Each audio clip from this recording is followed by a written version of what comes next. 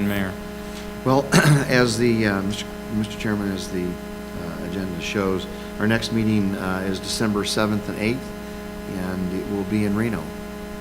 So I've got a number of issues here that you've discussed throughout the 2 days as potential agenda items, but we certainly could entertain any others that you might want to put on now, or you can send us a note. I don't have anything. Okay. Well, what we normally do is we debrief on Monday, and come up with a list, and I'll send that to the chairman, and then we'll get some idea what agenda items we need to have in December. Sounds good. Commissioner Drew. One comment I would make, Ken, just since you have your meeting on Monday, is I would like to put together a public lands meeting for next month. Okay. And I'll talk with Chair Rob in terms of the schedule and when we do that. But I'd like the focus to be on fire and cheatgrass, and also have Dr. Turner maybe give a presentation on the Partners Project. I think there's a lot of folks on the commission with the cabs that have asked me questions on that, and it'd be good to bring them up to speed on where he's at in the program in general. And you'd like to do that sometime October, November? I would like to do it in conjunction with the December meeting, if at all possible. Okay. Okay. That's why I threw out on the Hashtag allocation committee on Thursday night. I wanted to get in front of you. So as long as we don't start too early Friday morning, maybe we can squeeze it in there. Yeah. All right. Anything else? Okay, we'll move on to agenda item number 21, public comment period. I've pretty much got a card for everyone, I think, so I'll just mark you down that you're speaking during the comment period. I don't think there's anyone new, so. Stephanie?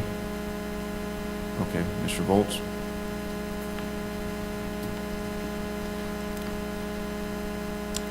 For the record, Fred Volz. Regarding committee assignments, I'd like to suggest 3 items that should be on the agenda for the next legislative committee meeting on December 6th. The first one would be review of the reasonableness and appropriateness of the 96-hour trap visitation rule. Second one would be the trap registration, just as the Department of Motor Vehicles registers vehicles and drivers. And third would be establishing trapper financial and legal liability for the damages caused to people, their companion animals, and or property by negligently placed or maintained traps. It would seem that if the Wildlife Commission fails to proactively address these issues, it will likely face the state legislature requiring Wildlife Commission actions similar to SB 226 mandates. And moving on to a couple of administrative matters that need to be brought before the commission and addressed. First of all, there needs to be audio or video conferencing with other parts of the state when committee or commission meetings are held.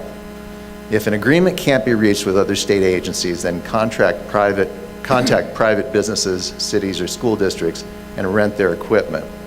The waste of public and private resources to travel to these meetings that can be over 400 miles distant is unnecessary and is a barrier that subverts the state's open meeting law. And I think it's particularly important with all the conversation you have with your contractors here about applications and trying to get everybody on the internet, you folks need to do that same type of access for the public in the state, regardless of what side they are on an issue. We're in the 21st century. We have electronic communications. Please, let's use them. Secondly, written public comments submitted to the commission and its committees need to be posted on the NDOW website under the appropriate categories. Again, it's wasteful to print these out on paper and place them in a 3-ring binder that's inaccessible to most of the interested public. It's technology that's available, the storage is not expensive, it needs to be done. And finally, NDOW needs to figure out how to poll the state's residents and determine what they want from NDOW going forward in terms of policies and programs. Trapping would be a good manageable place to start that effort. You could engage statistics students at UNR or UNLV to create questions and manage the program as part of an internship project and keep the expenses to a minimum. Right now, as far as I'm concerned, and that's my personal opinion only, you're operating in a vacuum. You haven't asked the 2.6 million people who live in the state what they want in terms of wildlife management. Thank you. Stephanie. Chairman Wall. Stephanie Myers, Lee Canyon. Oh, I want to thank you all for your hard work. You're a wonderful board, and I also want to thank you for reappointing Trapping Regulation Committee. We really need it, and we also must have a member from the South on that Trapping Regulation Committee. Couple of items. The Trappers said that a CAB member who is a veterinarian did a survey of all veterinarians in Las Vegas or Clark County, and that none of them had treated a dog who had been trapped. This is not true. I can name 3 veterinarians right now who have treated trapped pets. The Trappers also claim that trapping decreases disease, especially hantavirus and plague. We're going to challenge this assertion because it's our understanding that trappers kill predators, but predators are the ones that eat the carriers of disease, the mice and the chipmunks.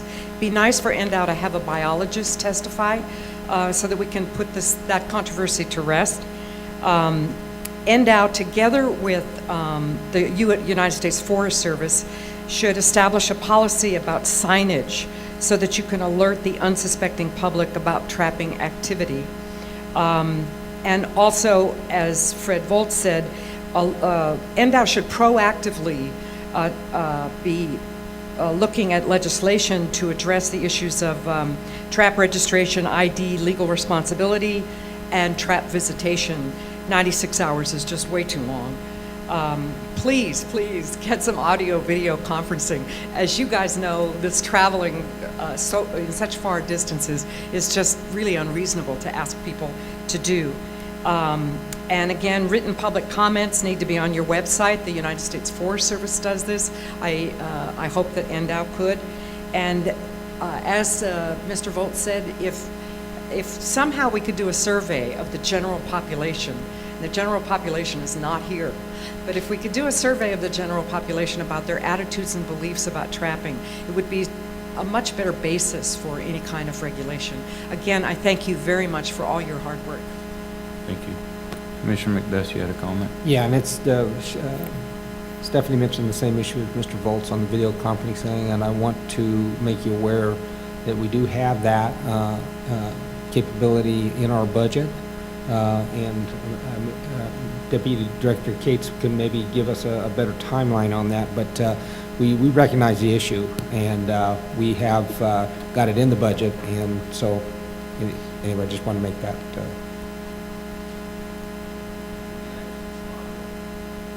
Sure, come on up.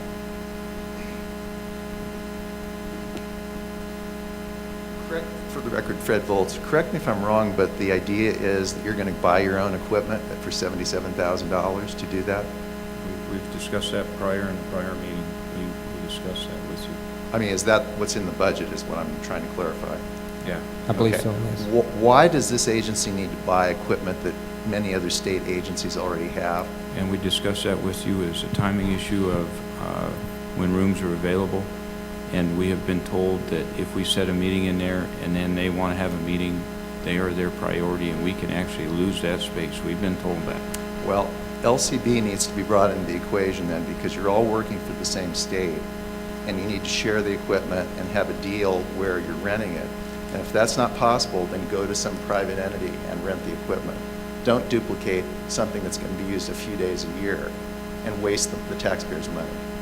I don't believe it's a waste of taxpayers' money, and I know Deputy Director Cates has looked into it extensively, and I stand with him. Okay, well, I would disagree respectfully. Thank you. Okay.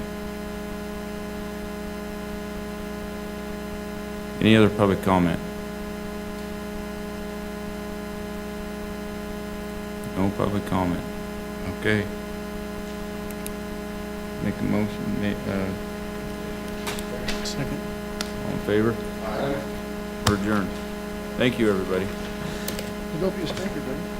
1:30.